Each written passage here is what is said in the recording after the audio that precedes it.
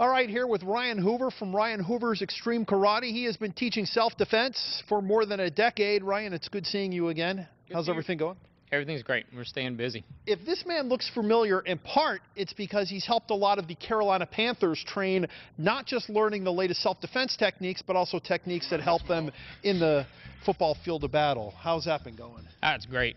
Totally different than what we are used to, but it's been a lot of fun working with some good guys. And we've seen video of you helping James Anderson, and of course you came in studio not that long ago, and you and tight end Greg Olsen kind of went through a workout. What exactly are you trying to help the Panthers do?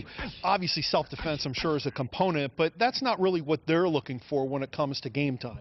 Right. Well, a lot of the stuff that we're doing is it gives them kind of an auxiliary fitness modality, something that they can do that is outside their normal fitness routine.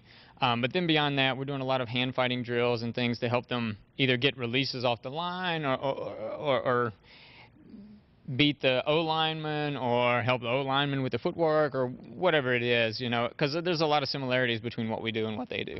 And apparently the Panthers are happy with what you do. That's right, yep. And we got some great news a couple weeks back from Coach Rivera that we were going to stay on during the season, so it's a pretty cool thing. We're pretty happy.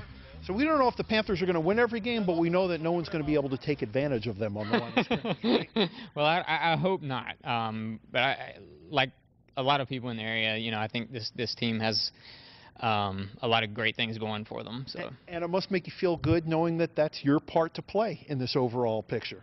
Yeah, we won't be able to take much credit, but you know we'll hang our hats on what we could do, and you know it's a great organization. We've been really happy with our small piece. When it comes to the average person on the street, what are some of the misconceptions you find they have about self-defense or about being in a situation where it requires them to be on their toes, perhaps a dangerous situation? Yeah, one of the big things is people will say, well, they came out from nowhere, or they, you know. That doesn't really happen. People don't just fall from the ceiling and choke you or pop up from the floor and choke. You know, something precipitated it. Something led up to that. So we kind of make a distinction between self-defense and self-protection, where self-protection is a bit more proactive. I'm aware of my surroundings. I remember where I parked my car, those kinds of things. Trying to deal with a situation kind of pre-contact. Obviously, sometimes people get the jump on us, you know, because we weren't aware. But we really try to stress that pre-contact, that preemption, being first. Let's just say there's a woman alone. It's dusky, you know, getting kind of dark. Then all of a sudden, a guy who's bigger than her jumps out. Not necessarily around her, but just jumps out, and she realizes there's a potential situation. What then? Sure.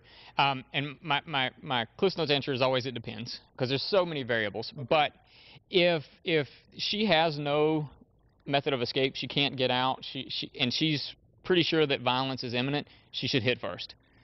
Without a doubt. I've co-authored 3 books on self-defense, and if I could only teach one thing on the planet, it would be teaching people how to most effectively hit first and run away.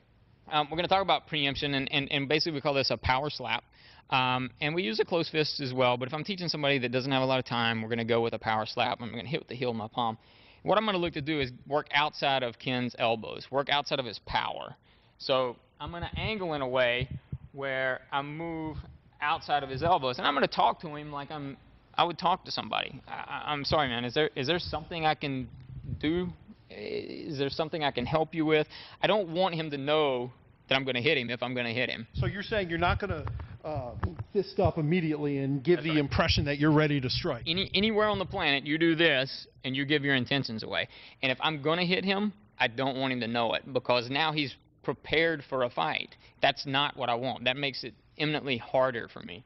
So what I want is to line up his jawline, because again, I'm looking for that knockout. I want to leave him unconscious. So I'm going to take the heel of my palm and I'm looking to hit that jawline. As I work outside the elbows and I talk with my hands, I'm going to ask him a brain-engaging question. I'm sorry, do I know you, for example? This does a couple of things. It engages his brain. He's thinking about answering me as opposed to what I'm going to do. The second thing is his mouth opens, which means his jaw comes unhinged. And what I'm looking for, and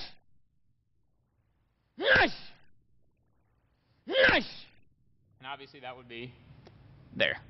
Okay? So I'm looking for that one shot. I'm going to hit him, and I'm going to take off. The thing I noticed is that you struck without telegraphing your strike, and the noise that you made scared me, and I'm standing away from you, and I'm not, you know, the target of your striking at all, and I'm guessing that is all part of it. Absolutely. Maybe there's not just Ken. Maybe there's somebody else.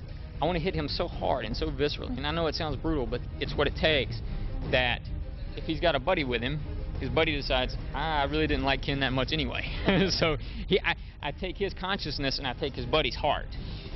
If I hit him as hard as I can and I make that noise and I'm visceral, I'm guttural about it, I have to fight just one person, not more than one. Ryan, some excellent tips. Thank you very much, and I can see now why the Carolina Panthers are using you. And for anyone interested that's a non-Panther in using you, what is your website? We have two. You can go to www.rhek.com. Ryan Hoover Extreme Karate. That's right. Or www.charlottecravmaga.com. Keep it up, continued success, and thank you very much. And, you know, I'm not going to squeeze too hard because I don't know what's going to happen.